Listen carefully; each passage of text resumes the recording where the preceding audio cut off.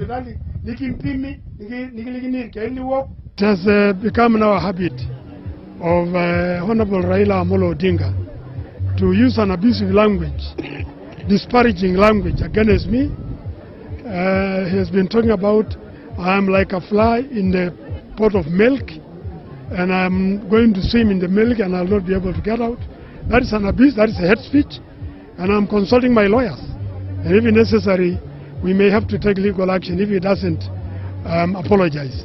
And this is not the first time Honorable Raila has been using bad language on me. And there's come a time that I'm not going to take it lying down. I'm going to use all the legal means, because I think political leaders, especially senior political leaders, senior citizens, we should respect and we should use respectful language. This has to stop.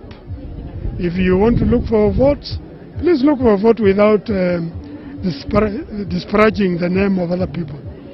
Na vile nilikuwa nimesema, Kajiado County, so long as I am in the government, we are not going to vote for people ambayo hakuna, people who do not have any development record in this county. And I want to challenge him to tell us what he has done for the Ma people, basically.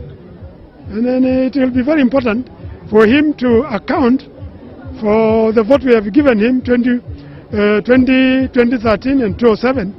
What reciprocating action has he taken for us as a community? He should not come around to cheat people and say he's a good leader.